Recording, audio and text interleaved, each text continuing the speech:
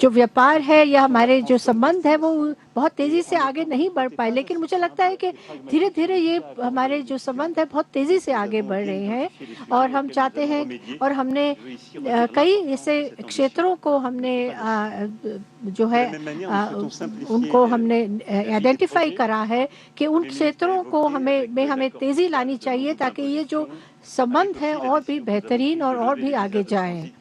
इसमें हम transit visa की भी हमने बात करी है जो फ्रांस में के लिए लेना पड़ता है और हम इस पर अध्ययन करेंगे कैसे इसको हटाया जा सकता है। कल मैं एक फ्रेंच इंस्टीट्यूट में नए जो सांस्कृतिक मध्यस्थ हैं उनसे भी बातचीत करूंगा, कल्चरल मीडिएटर से बातचीत करूंगा, क्योंकि फ्रांस और भारत दो ऐसे देश हैं जिनको विश्व को बहुत कुछ देने के लिए है। This is the Modi-Macron meet. Remember, historic significance that this has between the India-France relationship, strategic cooperation that Macron is emphasizing on. There is a focus on tech, particularly defense, that becomes a key pillar as far as this arrangement between India and France is concerned, and how the two world leaders are deciding to bolster the strategic ties further. The new bilateral chapter between India and France that is on display here, and that's something that we need to in fact take into account, as both the leaders have in fact addressed the gathering there. French President Emmanuel Macron along with Prime Minister Narendra Modi. Remember, this is only the fourth time that the French President has visited India, very first time that he is in Mumbai, the financial capital of the country, and he speaks about the relationship, the very, very strategic partnership between France and India.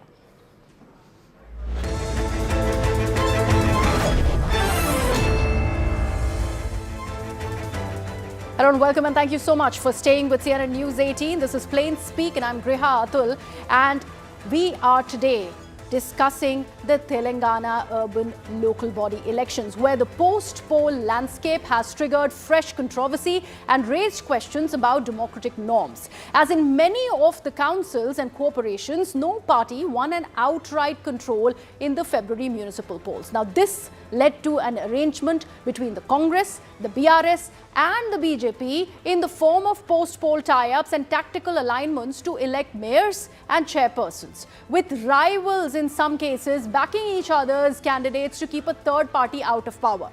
These developments mirror the Maharashtra local body elections, where shifting and unconventional alliances have left voters confused and underscored how local dynamics can override state level, even national level ideological commitments between parties. So what are these local tactical understandings that defy the traditional party lines? Are these unholy alliances really a pragmatic part of local politics? Do they not undermine the democratic mandates and ideological clarity?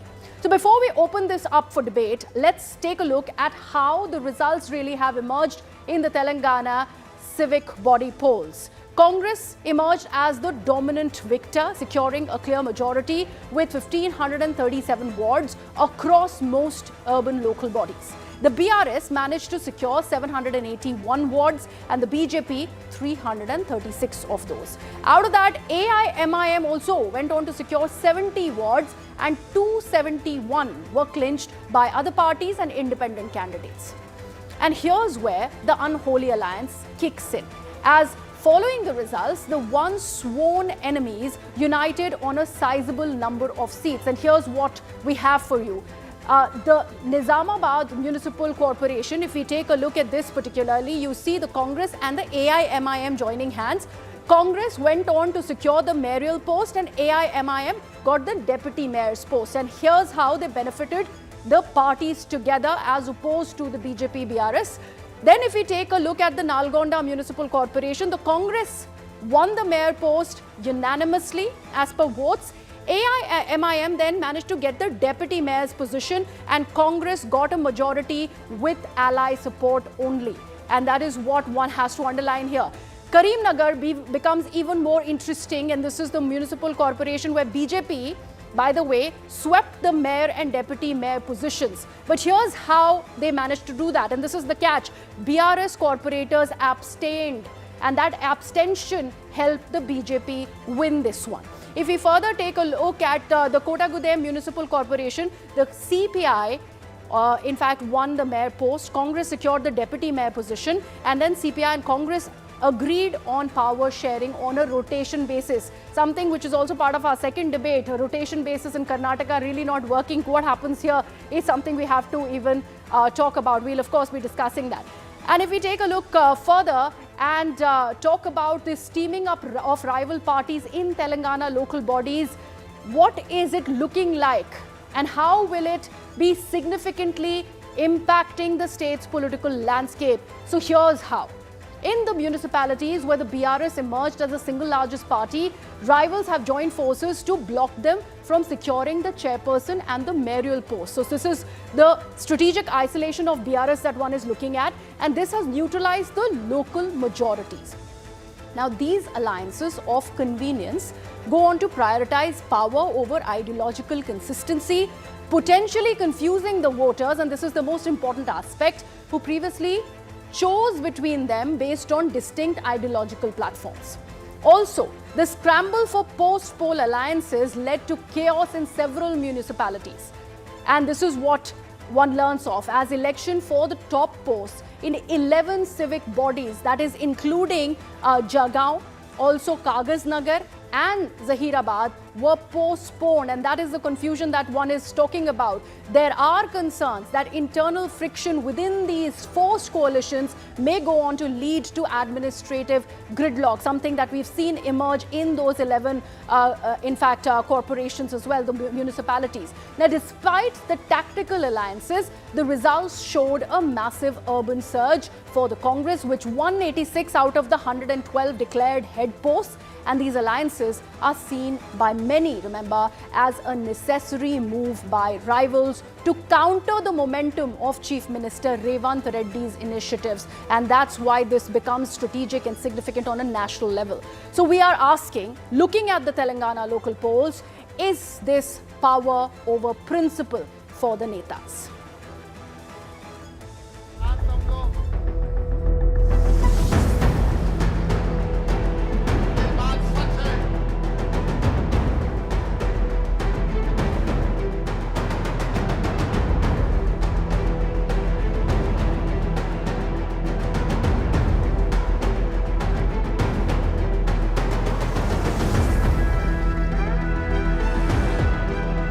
Local body election है, local as per their convenience, किसी को रोकना है, किसी के साथ मिलना है, वो लोग लोकली जो माहौल के मुताबिक वो लोग अलायंस किए होंगे।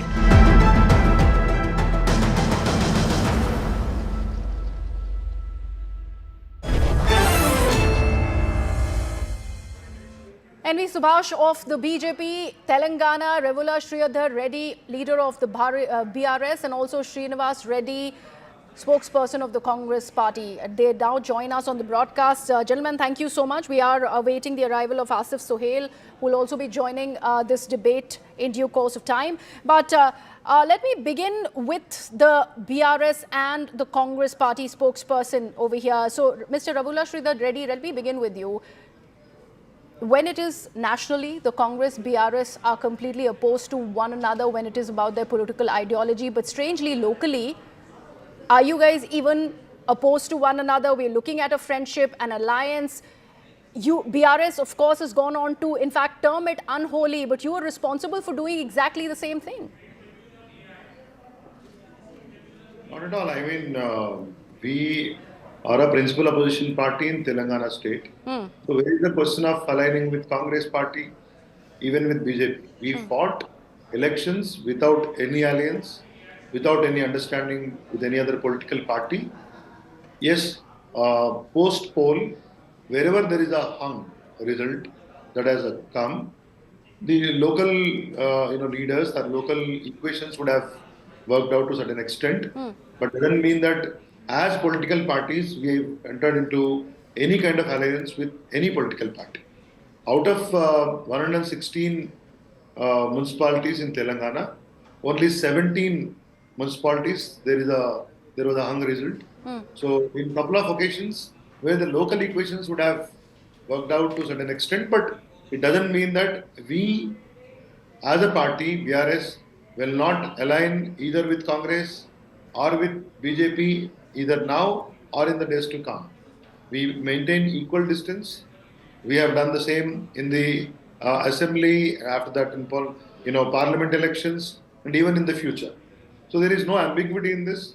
There is no a double talk in this. There is no confusion in this at all to the people of Telangana. Okay, Mr. Subhash, the only place, and we're talking about Karimnagar, where BJP has managed to sweep both the mayor and the deputy mayor position is only because of an abstention on part of the BRS, and that is your track record, your report card as far as these local body elections really are concerned. But joining hands with the Congress?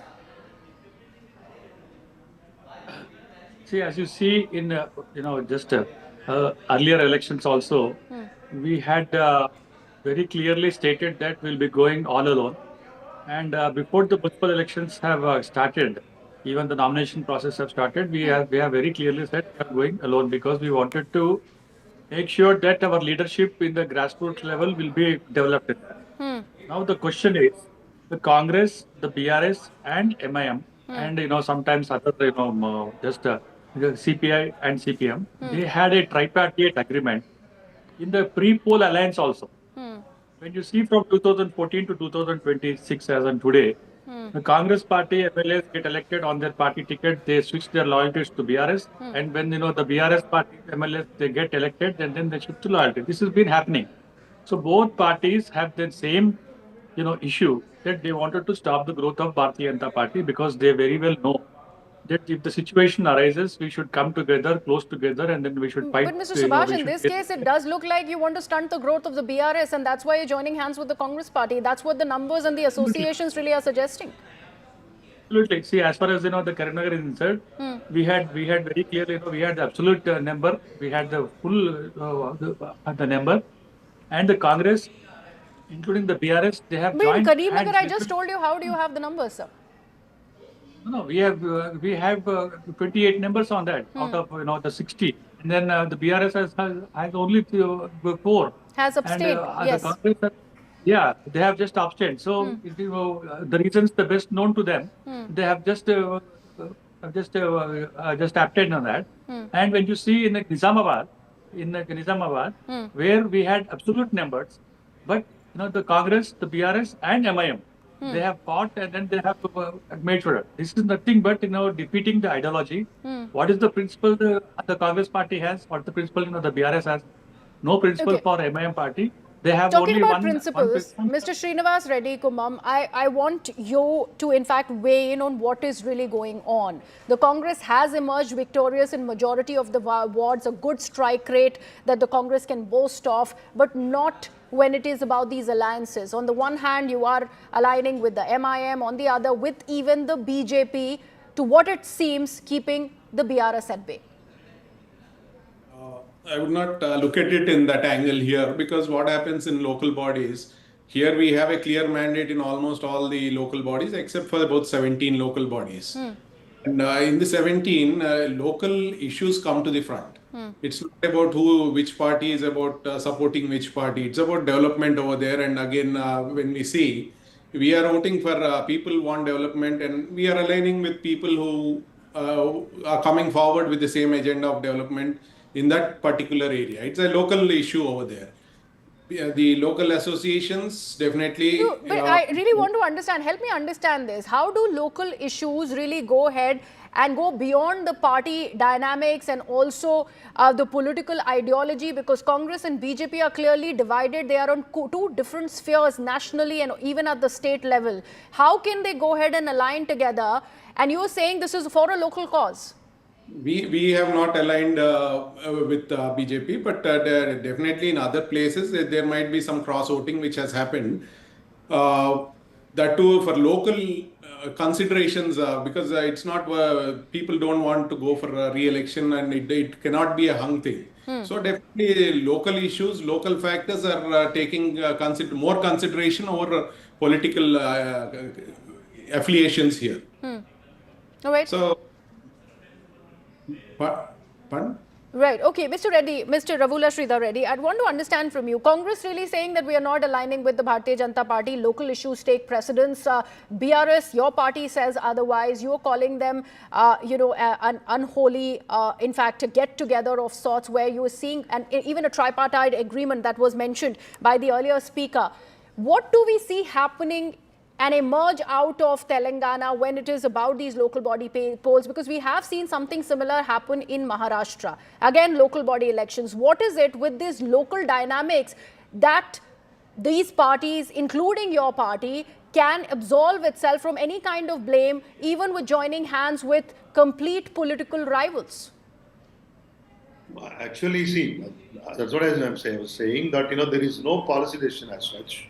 Number one, today out of 17 hung results, Congress party misused the power in the state, deployed huge police power, threatened the candidates who were elected from BRS party and other, opposition parties, threatened the independents and small parties and all together.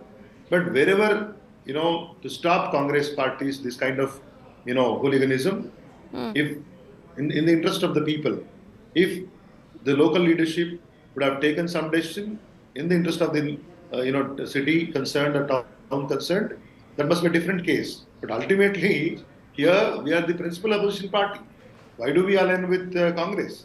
At the same time, we maintain equidistance with Congress calls the BRS a B team of the Bharatiya Janata Party. You have aligned with the BJP when it is about Yalampet, ward there, or Jinnaram for that matter. You have gone ahead and teamed up with the BJP to deny the Congress. So that too has happened. In a place called Amanagal, Congress and BJP worked out an alliance today, and Congress leader become the chairman and vice chairman from the BJP. That too, the wife of the previous former BC Commission member from BJP.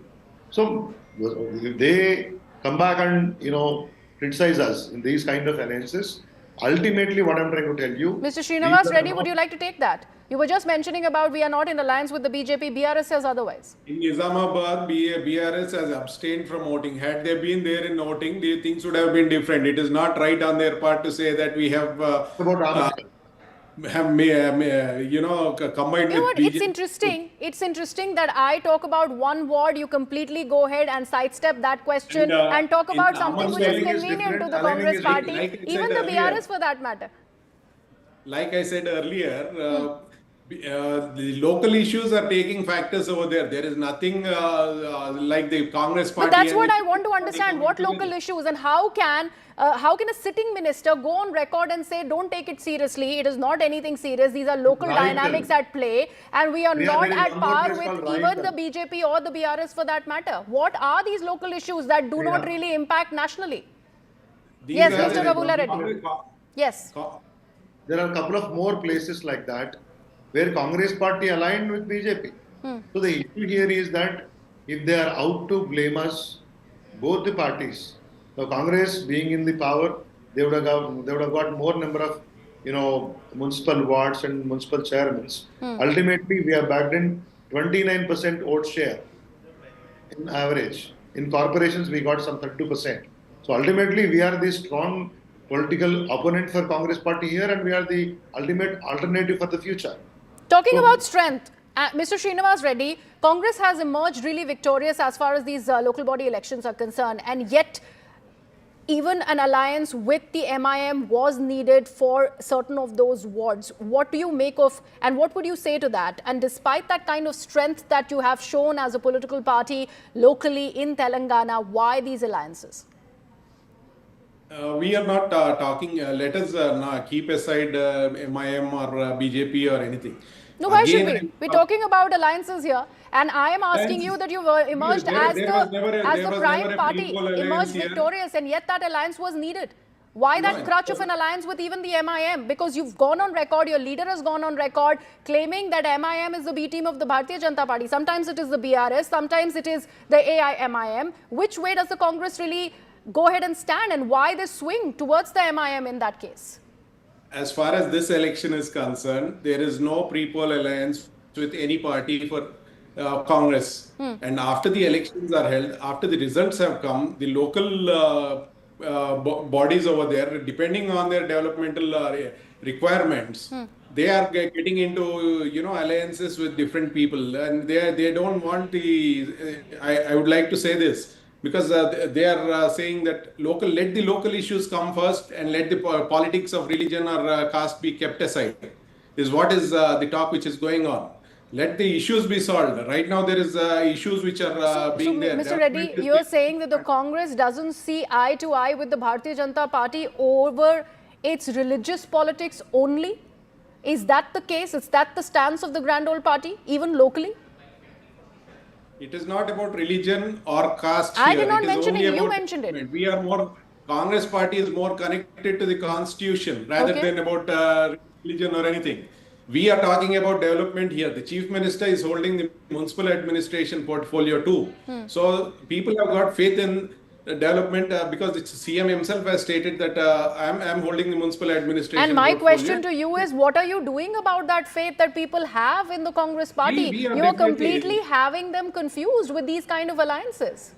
People have given their mandate. There is no confusion. The people have given their mandate in the urban local bodies here. They have given their mandate, but you're deciding otherwise by aligning with parties like the BJP and the MIM to get and bag those top posts. And that is what the problem here is. And that is why we are discussing this. But Mr. N.V. Subhash, about the BJP's track record, and I go back to that scorecard of yours, which really has shown a dismal performance when it is about these local body elections. A strike rate of just 11%, much below than BRS, much below than the Congress, even the AIMIM. That's why this crutch of aligning yourself with the rival clan here was needed. Is that the Bharatiya Janata Party's answer to somehow stay relevant as far as Telangana is concerned, and to a larger extent on a state level or a national level, even in the southern India? Is that what the saffron surge really was all about? A crutch with the Congress party? It is not like that. The percentage of votes have increased. We are around 15.81% on that. But if you compare the local body elections in erstwhile Andhra Pradesh, the combined Andhra Pradesh, whichever party is in power, they used to get the landslide victory.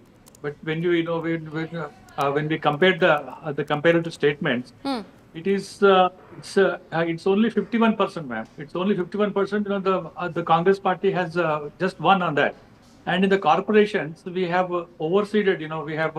We have gone much beyond than the BRS party. BRS party has only 66. We are around 79 in the corporation.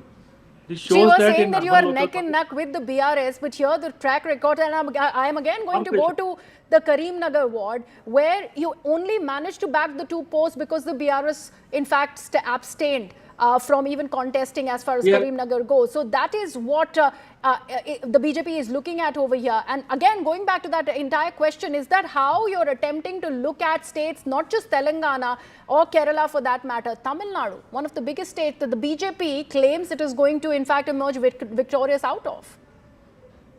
Exactly. See, even in the local bodies also, when you see in the Trivandrum we have won, in the Tamil Nadu we have won, even in Karimnagar for the first time we have won without any alliance. Earlier we had TDP alliance on that.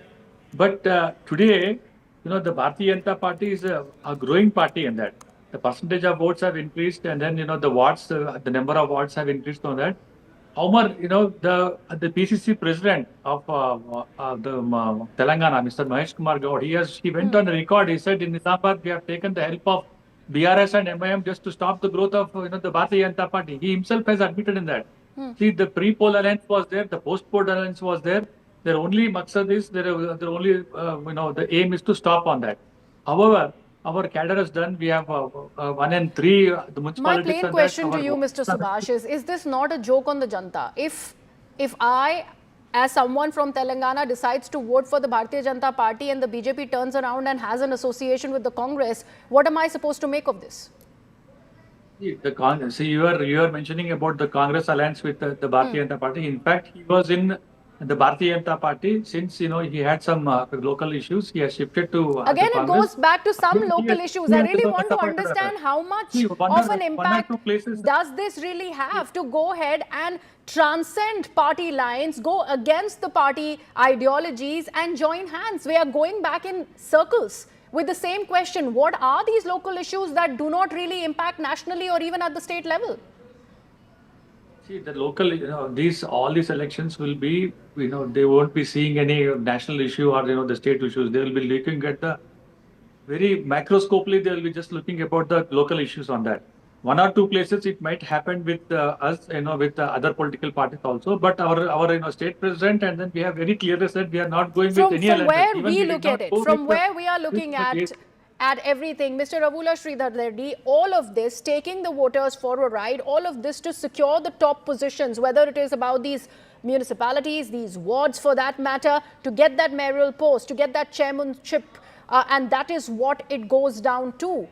Local issues can go for a toss. It's only about the position and power. Yeah, of course. I mean, to a certain extent. Ultimately, a chairman has to be elected or a vice chairman has to be elected if there are equal numbers.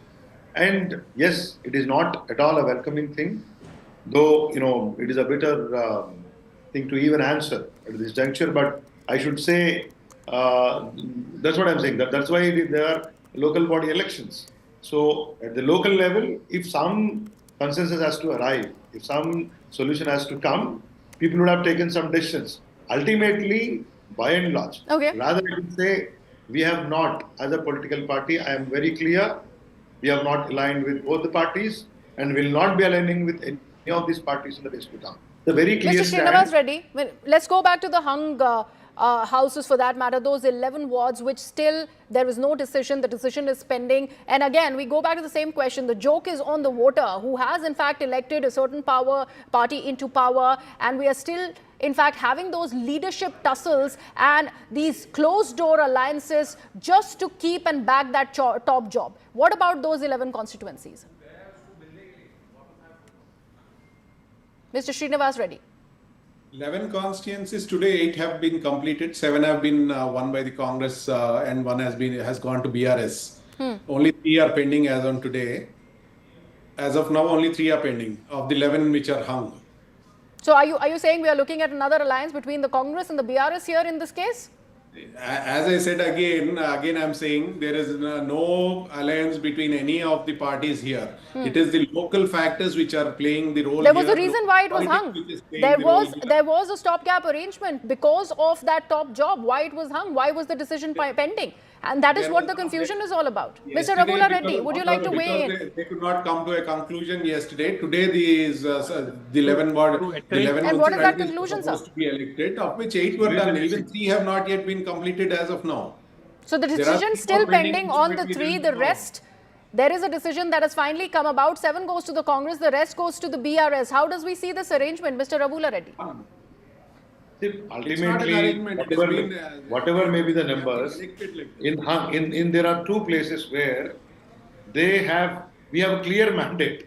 In their place called Tolur, we have a clear mandate, but still Congress party used power, written independence, used an ex officio vote, which was actually. But Mr. Ravula Reddy, isn't it too rich of the BRS to even point these fingers at the Congress, even the Bharatiya Janata Party, but because your party yourself is involved in these alliances that you are accusing the Congress of having with the BJP or even the MIM. Like I said, we are in fact going about in circles, and the joke is on the voters, and that's where it stands. People choose to vote a particular political party into power. They go ahead behind closed doors and get into alliances, unholy ones, with their political rivals. What is the voter supposed to make of this? And that is the big question that still remains despite this debate. I'd like to thank all the 3 of my guests for joining me on the broadcast. We are cutting across to some breaking news that we're getting right now on Plain Speak.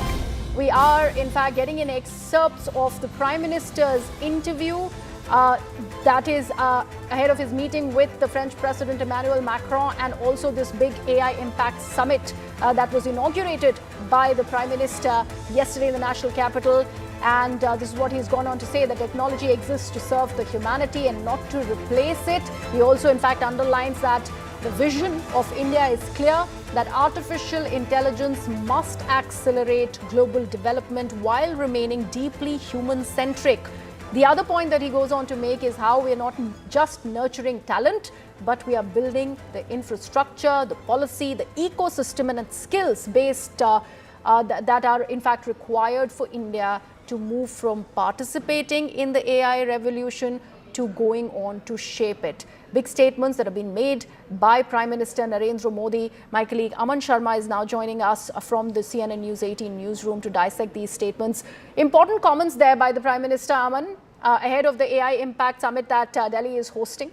Yes, Griha, a very important interview to ANI by Prime Minister Narendra Modi at a time when we are seeing the AI Impact Summit going on in Delhi. The Prime Minister laying out a big vision. He's saying that I see India emerging as one of the 3 big superpowers when it comes to AI globally. India should be the third among the top 3 superpowers when it comes to AI. That's a big target he's setting for the country and the vision that he's giving. But very importantly, Griha is also saying that AI technology, will not be, is there to serve humanity, not replace it, because there have been all these fears that, if AI comes in a big way, human jobs could go, many jobs could be replaced by AI. The Prime Minister is saying very clearly, and I quote him, technology exists to serve humanity, not replace it. He's also saying our vision is clear that AI must accelerate global development while remaining deeply human-centric. So the Prime Minister is advocating here for a human-centric AI policy, not one which is completely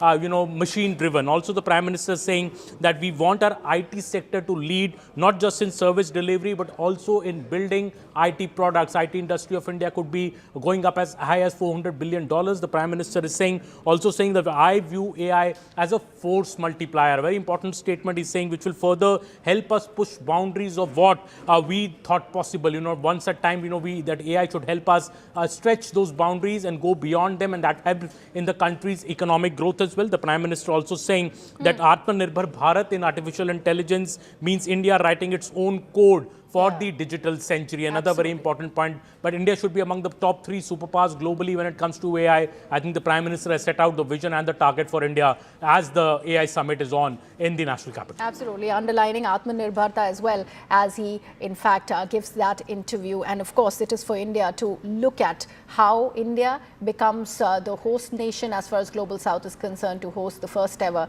AI Impact Summit. Aman, thank you so much for all of those inputs there. We are now shifting our focus to our second debate on Plain Speak tonight, as the political power tussle in Karnataka has moved beyond mere rumour into a defining crisis for the state's ruling party.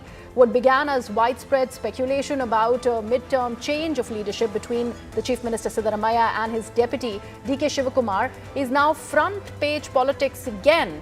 For weeks, both camps have traded assertions. Shivakumar allies insist dozens of lawmakers want him at the helm, while in fact Siddaramaiah's loyalists say that the party's high command remains in no hurry to alter the leadership mid-term. But the row has now spilled into public view again after Social Welfare Minister HC Mahadevappa and his ill-judged stray dogs comment. This was widely interpreted as a dig at the internal dissenters in the party, sparking outrage from within the party itself. But this is not just factional bickering that one is learning of, but a serious governance concern. Internal divisions are now shaping the strategy and public perception, threatening to overshadow policy and also performance at a time when governance and the credibility matters the most. Now, the question isn't just who leads, but whether a fracturing party can still govern effectively. Now, while dismissing the reports of a premature exit for Chief Minister Siddaramaiah, Minister HC Mahadevappa questioned, and I'm quoting, if the tail should wag the dog, referring to a lower level leaders attempting to, in fact, dictate terms to the Congress High Command. Former MP and DK Shivakumar's brother DK Suresh has responded. He's asserted that the Congress workers are, quote, loyal like dogs. Minister HC Mahadevappa further alluded to a High Court order to catch all stray dogs and keep them inside. In response, DK Shivakumar, Suresh, in fact, Shivakumar's brother, added that loyalty is a virtue, not an insult. So the fight over the dog remark is only the latest chapter in the series of back and forth as far as the power tussle in Karnataka is concerned. And here are some of the latest developments. DK Shivakumar recently met with the Congress High Command in the national capital, facilitated by Priyanka Gandhi Vadra, to urge a quick resolution to this leadership stalemate. Now, amid intensifying speculations, Shivakumar publicly stated that he remains a loyal soldier of the party, though his camp continues to push for a decision. In fact, Chief Minister Siddaramaiah has maintained that he will abide by the High Command's decision, while his son Yatindra recently asserted that Siddaramaiah would complete the full 5-year term. So here's what we are asking with this latest dog remark. Is this latest tussle just a flashpoint or a bigger crisis as far as leadership and the Congress party is concerned in the state of Karnataka?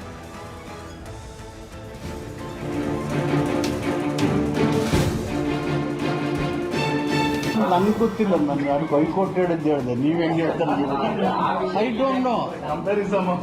ಅಲ್ಲಿ ನಾಯಿ ಕೇಳೋದ್ರಲ್ಲಿ ಇವರು ಅದಕ್ಕೆ ಕೇಳಿದ್ರು. ಕಟ್ಟ ಕಾಂಗ್ರೆಸ್ಸಿಗರೆಲ್ಲರೂ ಕೂಡ ನಿಯತ್ತಿನ ನಾಯಿಗಳೇ ಹೊರತು ಬೀದಿ ನಾಯಿಗಳು. ಕಟ್ಟ ಕಾಂಗ್ರೆಸ್ಸಿಗರು ನಾಯಿಗಳಲ್ಲ. Mahadevappa is a very big man. He is also a part of my high command now. I can't speak anything on that. Let the party take its own call. High command will take its call since he is an MLA, and the Chief Minister also will take a call on whatever the statement is there.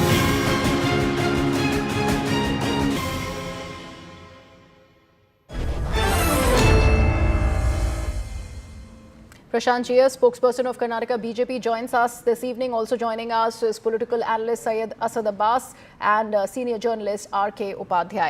Let me begin with, in fact, Prashant, what you see emerge out of the Congress party as far as the state of Karnataka goes is a huge amount of tussle, huge amount of back and forth, leadership visits, meetings in the national capital about this power sharing that has never left the Congress party ever since it has come into power in the state of Karnataka. How do you see this sustaining? Griha, for the last probably 30 months or 32 months, one constant thing is there is no development in Karnataka, there is no administration, there is no governance, only scams, because every month you hear about a new scam. You had the excise scam coming up 15 days ago, you had the Muda scam, you had the Maharshi Valmiki scam. So, there is no development, not a single pothole is being filled. Be that as it may, there is no law and order. The Home Minister is not to be seen.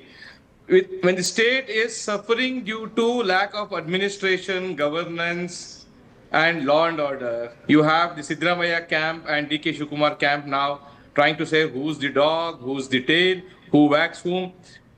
Let them have their bickerings aside. What happens to the people of Karnataka? All that we can say is, with complete knowledge at my command, we can say that Siddaramaiah and Shivakumar have jointly mortgaged the interests of the people of Karnataka at the feet of Gandhi family. Because every single day you have a legislator or an ex-minister or a minister from either of the camps talking about Siddaramaiah should step down and Shivakumar will become the CM, or Siddaramaiah will continue and therefore Shivakumar has to wait. And now if you look at the analogy being given by Mahadevappa, I think he is likening DK Shivakumar camp, I think, to the dog's tail. I don't know what he really meant, but this is what it is. Whatever interpretations they want to place, at the end of the day, it is a corrupt Congress government which is ruling Karnataka, and people of Karnataka feel betrayed by this power tussle between Siddaramaiah and Shivakumar, because the greed for power, a betrayal of the people, Asad, since the Congress party has overtaken everything else. Right, absolutely. Asad, since the Congress has refused to join us on this debate because they don't want to weigh in on these conjectures, they say, on a power struggle. But what do we make of this dog analogy, poorly tasted, poorly timed comments made in very, very poor taste? How do you see this, and where do you see this really going? Grihaji, I haven't interrupted any of my panelists, respected sirs of the panel. Kindly do not interrupt me. Thank you very much. Grihaji, in the world of politics, I've always believed with great power there's great responsibility and equal accountability. I believe Mr. HC Mahadevappa, who's a social welfare minister, the analogy of a dog is absolutely brilliant, and I'll tell you why. No animal on this earth comes second to a dog in terms of loyalty, in terms of respect and honor. So therefore, I'd rate dogs as the most friendly of the animals and the closest to human beings.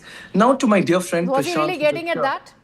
My question, I'm sorry to interrupt you there. Absolutely. No but problem, was he really Riyaji. getting there? Because he I said was- that the tail doesn't wag the dog. That is where it went down to. Absolutely, and I completely agree with him, believe with him, irrespective of all the saga that we hear of DK Shivakumar or even Siddaramaiah. At So the you end of agree it, that he's talking about the whatsoever- lower rung leaders of the Congress party as tail of the dog? Ma'am, I'll take your interruption since you're the anchor, but kindly give me 1 minute to Sure. articulate my point. The fact of the matter is, my dearest friend Prashant, who's a state spokesperson of the BJP, made a couple of points as to how things are going wrong in Karnataka. Let me apprise you, my dear friend and sir, that Karnataka is the second largest contributor of the GDP of the nation under the same Siddaramaiah DK's Congress government. Karnataka comes second in the GST collection. We have outpaced the national growth by 6.2%. Agriculture has grown by 4%. Bengaluru continues to be the startup capital of India, and we are the Silicon Valley of the East, only second to California. And in the days to come, India as a Vishwaguru will lead that. In the words of BJP's greatest leader, Modi ji, Bengaluru and Karnataka is the crown jewel of India. Now coming to the scam after scam. Respected sir, I do not think you're updated. Muda scam was a scam by BJP. Siddaramaiah ji got a clean sheet in the Now Muda I have scam. to interrupt you, Karnataka Abbas. High Court. Syed, Sir, now just 30 seconds I I'll have to complete. Prashant, sir. you make your Sir, point 30 once seconds. he's completed his. 30 seconds. Prashant, make your Prashant point bhai. once he's completed his point. Quickly, Prashant Asad, Tanna, make 30 your point, seconds. You please. said, yeah, Prashant Tanna, you said Muda scam. Karnataka High Court has acquitted Siddaramaiah ji. He's got a clean sheet in the Muda scam. So Muda scam is not a scam. It's only a farce. Asad, It is only a Asad, farce. let me which come was in. pulled off by Let you. me come in here. From where we are looking at things, and I'm again asserting that the Congress has not joined us on this debate, there is clearly a lack of coherence as part of Grihaji, the one thing I'd like version to that make is coming clear. in from the High Just 10 Command. seconds, There Grihaji, is I'll answer you. some sort of an issue here. Why do you think the Congress is staying away? And why does this sort of a headline really rear its head when it is about the Karnataka Congress? That of a leadership tussle. You've yet not got to that very point. The tussle between DK Shivakumar and Siddaramaiah. Priyaji, I agree with you at the front. Absolutely. I think you're a fantastic anchor, and CNN is a great channel. I believe that the Congress party I think must No, have no, couple of we should are here talking They about should the come on the leadership tussle. You've yet not weighed in on that issue. We I will talk wait. about the I will scams. wait We'll if talk you allow about me how for there are 30 more seconds. ministers than there are MLAs in Karnataka. We'll talk about everything. Priyaji, I will But be honest what with you. about I this? will be honest with you. Yeah, 20 seconds I'll be honest with you. I will absolutely weigh in on this front. Priyaji, if you take the political history of Karnataka, there have been factions in every party, including the Bharatiya Janata Party. When Yadiyurappa ji was the chief minister, our own leaders of the BJP called his son Vijayendra as the super CM, as a remote controlled CM. So there are factions in every party. If you look at BJP, there are factions between the Vokaligas of the party and the Lingayats of the party, between R. Ashok, between Ashwath Narayan, between C.T. Ravi, between Yadiyurappa, between Bammai. Likewise, in Karnataka Congress, there are differences, and it's widely known. The fact you do not belong to politics if you don't have your personal ambitions. And every politician, including my friend Prashant, who I want to see in the Rajya Sabha, must have individual political ambitions. If you don't have ambitions, Griha, we politics must is not a get place out to of be. this, Politics bickering is by, not a place to be. Syed Okay, Abbas. Prashant, I'll come to you in just a bit. But Mr. R.K. Upadhyay has been patiently listening to both of you. Yeah. Mr. Upadhyay, I'd want to understand from you. There have been a lot of exoduses as far as the Congress is concerned. Are we looking at another one? From whatever feelers we are getting, we did see DK Shivakumar meet with senior party leadership, particularly Sonia Gandhi, in the national capital. He said the time is going to be deciding what happens next. He's kept it at that. Even today, when there was a reaction that was sort of DK Shivakumar, he said that Mahadevappa is now part of the party high command. I will, in fact, respect whatever he says. What do we make of this? If we analyze these statements, how do we go ahead and see this? Which way is DK Shivakumar thinking? Yeah, before going to Shivakumar, I would like to just have a few words about what Mahadevappa said. Sure. I mean, this leadership tussle is getting into farcical levels now. I mean, what is he talking about? He's talking about stray dogs and the Supreme Court order on impounding the stray dogs, and then he talks about the tail wagging the dog. Who is he comparing whom to what? I mean, see, he's supposed to be a loyalist of Siddaramaiah, and if he says that the tail is wagging the dog, possibly he is comparing his leader to the dog, and is talking about DK Shivakumar being the tail. Is that right? I mean, that's what I think. And then he goes on to the stray dogs, and then he says the Supreme Court has been asking all the states to impound them, and then they become menace. I mean, this is the farcical level to which this drama has gone on, and the High Command seems to be not bothered about it at all. And recently, yes, of course, finally, Shivakumar managed to get an appointment with Rahul Gandhi, and probably Mrs. Sonia Gandhi was also there. And then I don't think he has got any assurance that he will become the Chief Minister next. So he's getting more and more desperate, and Siddaramaiah is going on, and he thinks that the world is the oyster. I mean, he's having 1,000 days of his rule in Karnataka. I mean, what kind of a farcical government is this? I mean, what is this 1,000 days? I mean, he has completed 6,000 days, not just 1,000 days. So what is his achievement? I mean, he should be looking at what the government should be doing on the ground. I mean, the infrastructure is crumbling, and Bangalore city roads are, completely broken, and they don't have money even for the death of this two-year-old baby that has happened yesterday. Absolutely. I mean, clearly, it's more than the leadership tussle that the Karnataka government needs to look at, and their priorities are completely out of place, and that's something we'd also want to highlight here. And then you must see the garbage on roads of Bangalore city. And this is supposed to be a silicon city and one of the finest cities in Bangalore. And these people are just fighting over power. I mean, they don't have time. And people are fed up with this government. Bringing the dog analogy. Of course, okay, Asad wants to make a quick point. Prashant, I'll come back to you now. I had to rebut what Syed had stated earlier. Upadhyay ji has made a point with respect to, I think R.K. Upadhyay ji, myself, Prashant, we're all Bangaloreans and we love our city too much. Undoubtedly, there are challenges in terms of garbage, in terms of water mafia, in terms of road humps, all of that. All of our Bangaloreans, and if we care for our city. But sir, I do not interrupt you, sir. Asad, quickly make your point. Asad, I have to go to Prashant. He has been waiting patiently. Yes. I have to answer him. Just 30 seconds. Yes. Sir, I completely accept with your points, Upadhyay ji. But I think... Prashant, coming to you. Sir, but I think we are blind and deaf if we say we are only seeing this in the Congress or not in Yediyurappa's time, not in Kumaraswamy's time. This has happened when BJP was in power. Okay, so you're saying two wrongs are making a right here. Prashant. You can't be selective here. Prashant, your word. Griha, people of Karnataka gave a mandate of 135 seats to the Congress. For what? For administration and governance, and to uphold law and order, to uphold dignity of women, and not to indulge in corruption. Congress has done exactly the reverse. They indulge in corruption. They have zero respect for women. The infrastructure is crumbling, and all that they're doing is now comparing each other to dogs. Probably Mahadevappa's analogy, like Upadhyay ji said, either Mahadevappa is saying his leader is a dog and Shivakumar is a tail, or probably is referring to the Congress High Command as a dog, and all these leaders as trying to trying to whack the High Command. We don't know. Whatever is in the mind of Mahadevappa, they are not bothered about the people of Karnataka. People of Karnataka are suffering here because of this policies and misplaced priorities. And you have these political analysts trying to create stories here, talk about stories. This is not the time for storytelling, my dear friend Syed Abbas. Speak facts. The fact remains, DK Shivakumar, is not and he still continues to be tried. And you're saying, if we don't even talk about the scams, let's talk about the infrastructure. I just mentioned the 2-year-old baby losing his life because of an endless road repair work that was going on in one area of the IT capital of the country. If we talk about that, DK Shivakumar has come on record and he said, it'll take a long time to decongest a lot of things in Bangalore. He's gone on record. This is the Deputy Chief Minister of Karnataka.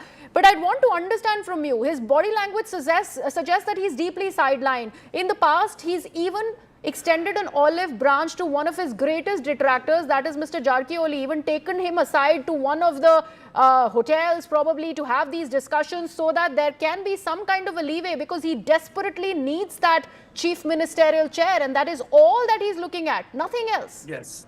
Grihaji, I've always believed that when you do the most common things in life, in the most uncommon way, you command the attention of the world. Let me take this. I have a 2-year-old daughter here in Bengaluru, Grihaji, and I was absolutely shell-shocked to hear this news. This is disheartening, this is heartbreaking what happened, and it's absolutely unfortunate.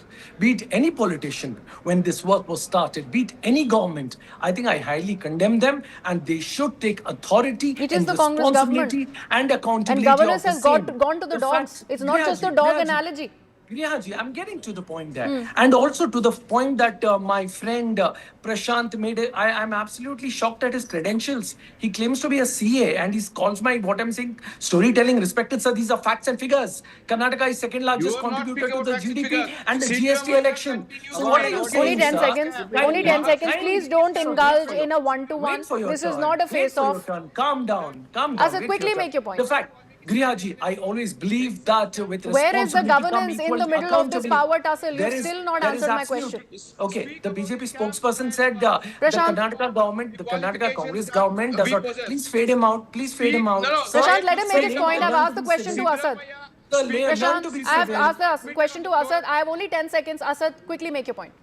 Calm down, calm down. Asad. Sabir karo. Aapka waqt aayega. Haan. To the point that you asked me this question, I've always believed that there needs to be accountability set, there needs to be responsibility. And I'm glad that you as a journalist is raising these questions and the people in power must be answerable to that front. But the fact I'm making here is, it's absolutely untrue when the BJP spokesperson says Karnataka Congress government does not respect women. Now, what are you even saying, sir? Look at the screens. Okay, Go you ahead, again go ahead, selectively you choosing and an Nidhi. argument where you want to go ahead and debate with the BJP spokesperson. We'll have to leave it at that. We will see what is happening about the governance even as this power tussle really continues out of Karnataka. I'd like to thank all my guests for joining me. We are getting some more breaking news on Plain Speak. Learning that the Telangana government has now issued an order allowing Muslim employees to leave their place of work by 4 p.m. during the holy month of Ramzan. BJP is now hit out at this decision, calling this appeasement by Congress. My colleague Rohini Swami with all the updates there. Rohini, we are seeing very many of these measures really ahead of the holy month of Ramzan, but this one, of course, BJP is being rather critical of the Congress party for taking such a decision. There were earlier decision on schools, particularly schools where Muslim students go ahead and study at. Now this one coming for Muslim employees. Absolutely. See, this is also what the BJP says is appeasement politics by the Congress. But this was an order that has been signed by the Chief Secretary. And very clearly, he has mentioned that in the holy month of Ramzan, that the Muslim employees, be it contractual or permanent employees, can leave at 4 p.m. Now, what he's also saying is between the 19th of February and 20th of March, that they can go a little early so that they can offer their prayers and break their fast accordingly. What is important to understand is this is the timing of this entire thing. We've just seen the municipal elections. We're just seeing how everything is quite volatile in terms of the Congress, the BJP, the BRS here in Telangana. And now you're seeing this particular, especially a note that is coming, a memo that is coming in from the Telangana government. Now, for time and again, we have seen that the BJP has accused the Congress of being appeasing the Muslims. And we've seen that in Karnataka as well. We've seen that in Telangana and other states where the Congress possibly is in power. But the point also remains that when we're saying that the BJP is arguing, saying,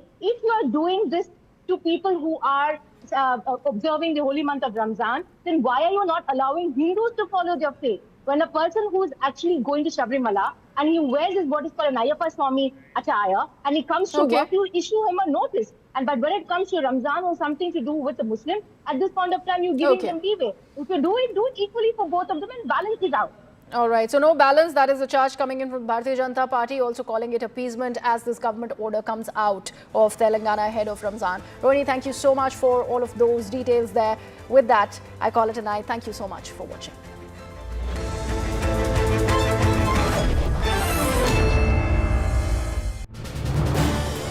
This is News 18 Network.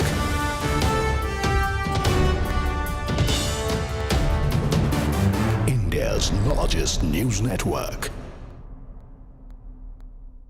Atul, and we are today discussing the Telangana urban local body elections, where the post-poll landscape has triggered fresh controversy and raised questions about democratic norms. As in many of the councils and corporations, no party won an outright control in the February municipal polls. Now, this led to an arrangement between the Congress, the BRS and the BJP in the form of post-poll tie-ups and tactical alignments to elect mayors and chairpersons, with rivals in some cases backing each other's candidates to keep a third party out of power.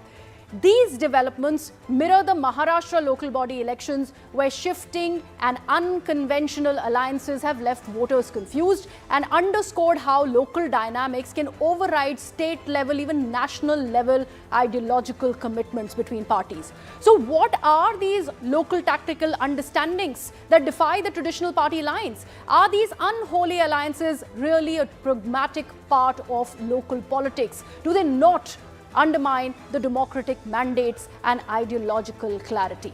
So before we open this up for debate, let's take a look at how the results really have emerged in the Telangana civic body polls. Congress emerged as the dominant victor, securing a clear majority with 1,537 wards across most urban local bodies. The BRS managed to secure 781 wards and the BJP 336 of those. Out of that, AIMIM also went on to secure 70 wards and 271 were clinched by other parties and independent candidates. And here's where the unholy alliance kicks in, as following the results, the once sworn enemies united on a sizable number of seats. And here's what we have for you. The Nizamabad Municipal Corporation, if we take a look at this particularly, you see the Congress and the AIMIM joining hands.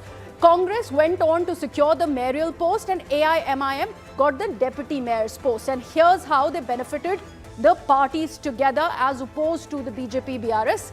Then if we take a look at the Nalgonda Municipal Corporation, the Congress won the mayor post unanimously as per votes. AIMIM then managed to get the deputy mayor's position and Congress got a majority with ally support only. And that is what one has to underline here. Karimnagar becomes even more interesting, and this is the municipal corporation where BJP, by the way, swept the mayor and deputy mayor positions. But here's how they managed to do that, and this is the catch. BRS corporators abstained, and that abstention helped the BJP win this one.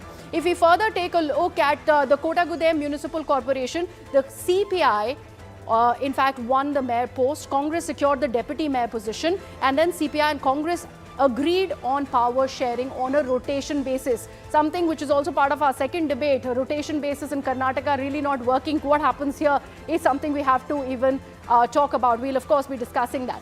And if we take a look further and talk about this teaming up of rival parties in Telangana local bodies, what is it looking like and how will it be significantly impacting the state's political landscape? So here's how. In the municipalities where the BRS emerged as the single largest party, rivals have joined forces to block them from securing the chairperson and the mayoral post. So this is the strategic isolation of BRS that one is looking at, and this has neutralized the local majorities. Now, these alliances of convenience go on to prioritize power over ideological consistency, potentially confusing the voters, and this is the most important aspect, who previously chose between them based on distinct ideological platforms. Also, the scramble for post-poll alliances led to chaos in several municipalities. And this is what one learns of, as election for the top posts in 11 civic bodies, that is including Jagaon, also Kagasnagar and Zahirabad, were postponed, and that is the confusion that one is talking about. There are concerns that internal friction within these forced coalitions may go on to lead to administrative gridlock, something that we've seen emerge in those 11 corporations as well, the municipalities. Now, despite the tactical alliances, the results showed a massive urban surge for the Congress, which won 86 out of the 112 declared head posts, and these alliances are seen by many remember as a necessary move by rivals to counter the momentum of Chief Minister Revant Reddy's initiatives. And that's why this becomes strategic and significant on a national level. So we are asking, looking at the Telangana local polls. This is News 18 Network.